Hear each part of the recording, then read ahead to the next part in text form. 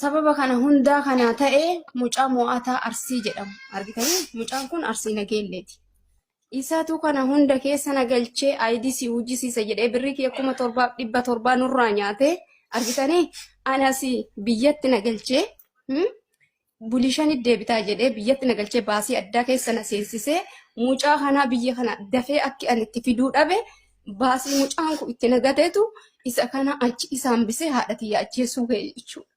Wallaahi billaahi rabbi jasa isaa gaa dhugaa rabbi jechuudha. Ani birrii kiyya yaabbadhee biyya galee biyya asii deebisanaan jedhee jechuudha. Ani paaspoortii kan sirreeffadhu buliishan biyya kana si deebisanaan jedhee birrii kenna miidiyaa irra nurraa fuudhee mana makiyooroti isin gargaara ijoollee akka Dubaayitti ijoollee shamanaa nama 5 hin gargaara ani isaaniin guddadhee adda ga'e. Birrii gimmaasha gaffalaati koottaa jedhee kennaa tanallee natu fidee ture. Waliin baane kontiraata dhugaa rabbii wannaa fudhannee kaansileeshinii erga mucaan kun gimmaasha jedhee kootutti fayyadamnaa bakka jenneedhaan yoo dhannu biratti nurraa fuudhee ka'ee nu cufe mucaan kun anaanoo maan naan jedhe na sobee buliishanis si deebisaa biyya gali naan jedhe dhugaa rabbii gali paaspoortii kee sirreeffadhu naan jedhe paaspoortii kee as taa'ee guuttadhe jechuu as sukkaayi buliishanis achi xiyyaaraan bu'ee suuraa kaasee itti kaasee ergeennaan baakkish birrii galchinaan jedhe mucaa akkamitti akkana naan jetta ani baadhi xiyyaara birrii kiyyaa yaabbadhee galee birrii kiyyaa achi deebi'a maaf kana na goote jennaan silkina cufate na dhiise jennaan bakka dadhabee mana kontiraataatti deebi'e jechuudha. Achillee taa'uun na jibbisiisee isii maayyuu kenni jedhee rabbii jedhee kadhadhee naa kennuu didee isiin immoo kassaftee amma kaansileeshinii irraa fudhattee amma bakka inni jirutti birriin kiyya irra naa fudhamu. Birriin namarraa naa kadhatamullee hin jiru birriin kiyyas naa haadee haati tiyyas hin duute sababa isaa duute haati tiyyatu nu jechuudha. Odoonni akkas siqaayii keessa na galchuu baate mucaan kun qaata baafatee paaspoortii mucaa kana fidee jira adda dhugaa rabbii jechuudha. Sababa isaa kalau dekat hati benar sebab punya kan hati curang mana ni lagi sakit hati. Asirratti maaltu jira beekanii? Kana biyya kana fide sila ada dia aja soalnya. Asgabban os. Ilama mubee maaltu jira? Galaasi. Jalqaba jechuudha. Mana maakii oroo deemeeti ijoolleen kaansileeshinii qabdanii warri Dubaay keessa jirtan nama 5 jedhe. Bakka maqaa maakiitiin ijoollee 5 aayidii irraa hojjedha. Guyyaa qarshii 4,400 jechuun qarshii gimmaasha kafalanii aayidii isaanii hojjedhee xumuree fi hin kennaafi. Kaan immoo hojjetaati irrannaa kafalanii jedhe. Mana maakiititti kan maqaa maakiitiin maakiis qarshii 100 hin kennaafi jedhee hojii isaallee akka isiin isaa beeksiftu godhee achirra waan guddaa haasa'ee as dhufee qarshiin ka qophaa'ee ture qarshii kana eega inni carraa kana nuu kenne kanaaf fayyadamna jennee qarshii kana fuunee qarshii 8,000 isa kenninee jechuudha. Itti kenninee kaanee maal godhee mucayyoon paaspoortiin isii guyyaa muraasa qaba ture. Viizaan biyya kanatti yoo ji'a 6 gadi paaspoortiin keessa jalaa dhumuuf ji'a 6 gadi ati qabaatte sirraan dalagamu jechuun kun beekama. Kanaafuu ati biyya dhaqi jedheen ishii jettee baasii ofiitiin uf dandeettee baasii biraatiif saaxilee biyya galcheen jechuudha. As teettee guuttattee gaafa Finfinnee buutu paaspoortii ofii fudhatte jechuudha. Asii onlaayinii guuchisiifnee as deebiti. Gaafa paaspoortii fudhattutti erginaan qarshii biraa galchuu qabda bifa haarawaan malee suniin hojjetu jedhee. Ishiin hojjetu ergan hojjenne isiifuu xumuri lama obboleettii tiyyaa ergana didde egaa sadarkaa haganaa nu geessite sanuu miidiyaa irra nurraa fuute wanni miidiyaan qabellee sirrii siin dhufu ishii isiif hojjedhu lama isiif kenniifi jette. Ishi jedhee cadhisee hojjete viizaa bichaa naa hojjete piroosesiin xumuramu hin xumuramne meedikaala bichaa nageessee saniin booda ji'a lamaan ittiin socho'aa ture jechuu viizaa isaa saniin. Saniin booda maal na godhu naa kennii jedhaan aayidii kiyya naa kenni diqqoo jedhee sii kenna eeggadhu. Achi booda maal naan jedhe qaraamaa qabde durallee qaraamaa qabda ka ammallee qaraamaa qabde.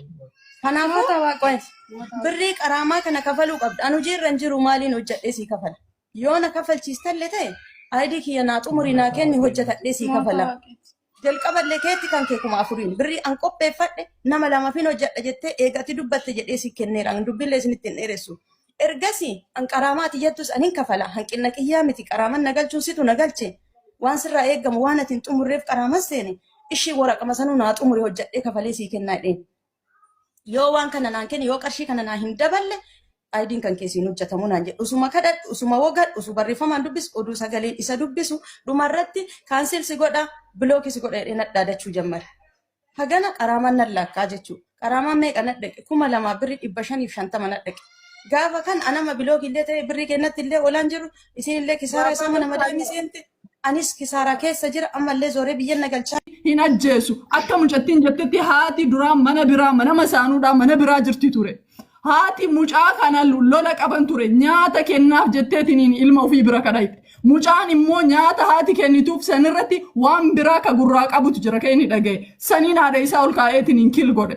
So duumni waan kana namoonni waan kana keessa jechaanillee haa ta'u gochaanillee harka qaban kan jiran hundi isaanii seeratti akka dhiyaatan mucaan murtii du'aa fudhachuun yoo isin mucaa kanarra murtii du'aa kan fudhanne taate nama 5 kunoo Dubaay irraa dhaadatu jiran haadha ajjeefna jechaa jiran koomentii irra dhufanii haadha ajjeefna jechaa jiran du'aatii haadholii kennaa amma hundaaf jechuudha namni sababa ta'e seera mucaa kana umrii waggaa guutuu itti murteessee gadhiiseera yoo umrii waggaa guutuu kan itti murteessitanii gadhiiftan ta'e haala sukkanneessaadhaan haadha tana ajjeese awwalaa miti seerri quba qaba waan kana mucaan kun atiin durallee haadha morma mureetiniin eegasi hidhamee gadhiifame himannaan mucaa kanarra banamaa jiru tokkoffaa miti.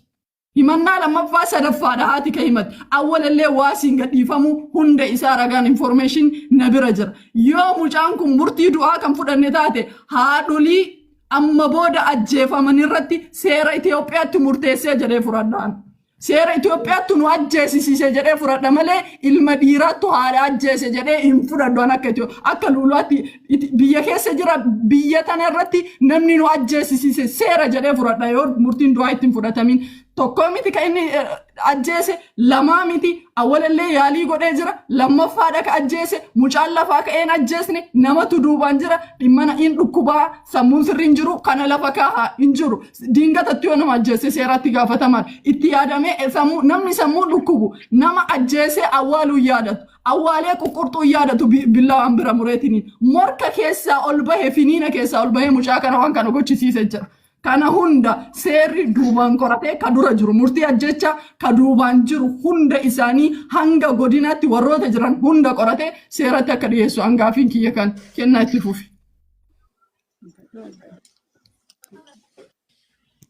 Ishee waan guddaallee dubbachuun barbaadu jalqaba irratti jechuudha isin hundi keessan uummanni Oromoo guutuun jechuudha inni duuti haadha keenna du'a keenna jettanii waan hundaa nu bira dhaabattanii nu waliin booya nu waliin iyya akka nu taane ta'a miidhamni keenya kun isinitti dhagahame sagalee nu ta'aa turtan hundi keessan galatooma waan jedhee isin galatoomfadhullee hin qabu jedhe itti aansuuni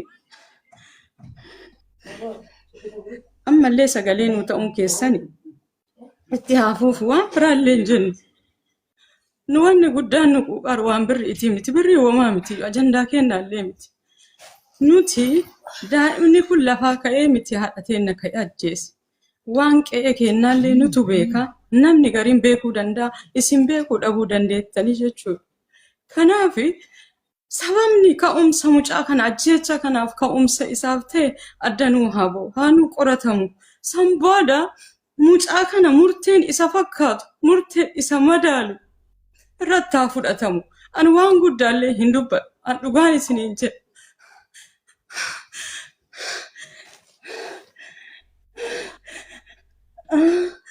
duuti haadhateenna namni waan haadhaa beeku namni gaafa dhalee jedhe namni gaafa firee godhate waan haadhaa beekuu danda'a namni gaafa hoosise waan haadhaa beekuu danda'a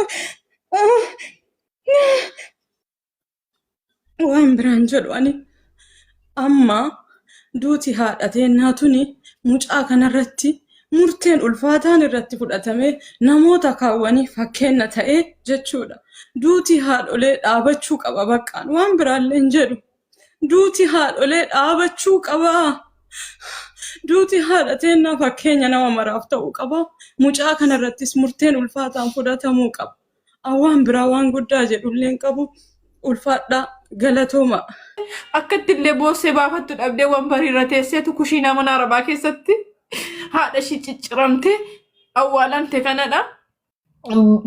Kushiinaa arabaa gaazii jala teessee bo'aa jirti. Sinitto maaltu dhaga'ame? Ituu kan keessan ta'e warri kolfaa jirtan. Ituu mana keessan keessa kun galee'oo. Hayyee haa ta'u immoo garuu akkamittiin mucaa kana akka ishiin illee waan taaneef mana madaamiiti baasne manuma Oromoo tokko teessee torban tokko ofirree aaraa galfattu. Madaamii harkaa waan kaffalamu kaffallee haa baasu. Itti aansee garuu wantan an Oromoo irraa barbaadu obboleessi ishii kun taa'ee mana hidhaa nyaachuu hin qabu. Bakka innis akkuma haadha isaa kukkutee qabbaretti dhuguma Abiyyi Ahmad haadha isaa hin jaallata yoo ta'e akkuma haadha isaa kukkutee qabbare kanatti kanas isas kukkutanii haa qabbarani haadha isaa bukkeetti. Bakka ishiinoo ilmoo kooteefini iddoo biraa buluyyuuti jedhani haati isaanii kun sodaatanii iddoo biraa bulu mana keessan bulani mucaafaan iddoo biraa bulu qotanii nyaata hojjetanii fi kaa'anii fi immoo mana ollaaqanii buluu jedhan. Ilmoon duubarraan barriitti cufatee ajjeesee kukkutee awwaale. Kanaafuu ijoolleen mana Arabaa har'aadha kan wal ilaallu. Har'aadha isti wuxxeetii keenya kan ilaallu warri mana Arabaa keessa jirtan bahaatii waan qabdanii obboleettii keenya haa gargaarrannee iqaama ishii sirraa kaffallee mana Arabaa keessa baasnee haa boossu torban tokkoof idduma ta'e teessee mana Oromoo wayii teessee haa boossu. Bakka kanadha wantan sinirraa barbaadu. Akaawuntii jedhanii akaawuntii maafi abbaa Abdallaa nama. Akaunti hima hin qabdu. Ayi akaunti ala hima.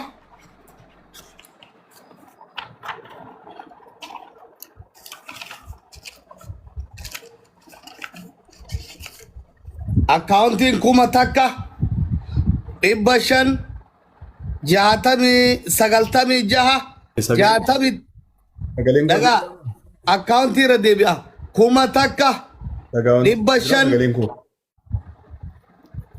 Master Injira Sagalen.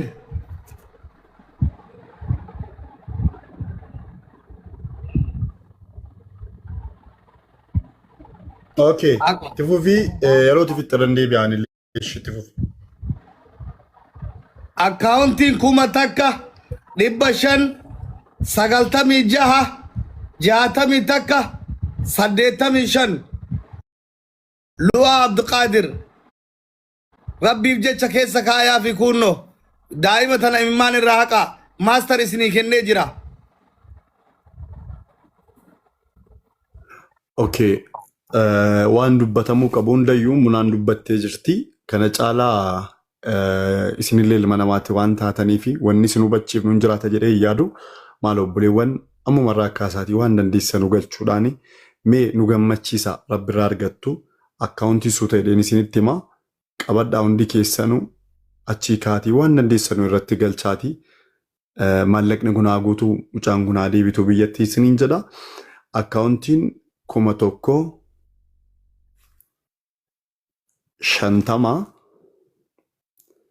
Duwwaa 9 66 85 irranis ni deebi'a sirriitti qabadhaa. 150 Duwwaa 9 66 85 maqaan Lulu'aa Abdulqaadir Abduu jedha. Egaan haati Aliimaa haati Amaan yeroo ammaa kana lubbuudhaan hin jirtu. Duuti isiin duutellee du'a baay'ee nama gaddisiisudha. Kana jeessis immoo ilmoodhuma ishiin ciniinfattee garaatti baattee ciniinfattee deesseedha. Har'a garuu waan akkana dhaga'uuf namatti ulfaata baay'ee. So hundumti keessaniyyuu maaloo obboleettii kan keenya waliin taanee mataa ishee eegnu akkasiin illee ofii ishiitii hin miidhamne gochuu danda'uu qabna jechuudha. Kanaaf immoo nuti yoo waliin taane namni 5,000 jirtanu birrii 50 birrii 100 birrii 1,000 galchitanii hundumti kan keessaniyyuu walitti qabame waan tokko isheedhaa gochuu danda'a. Waan godhamuu barbaadichise godhamuu danda'a. Garuu yoo garuu ishee qofatti ta'u waan guddaadha. Maaloo hundumti keessan yeroo akkanaa wal bira dhaabbachuudhaan obbolummaa keessan kaleessaa gara laafina keessan kaleessaa nama hedduu qaqqabaa turtaniittu dhukkubsannaa yaalchisaa turtaniittu har'as obboleettii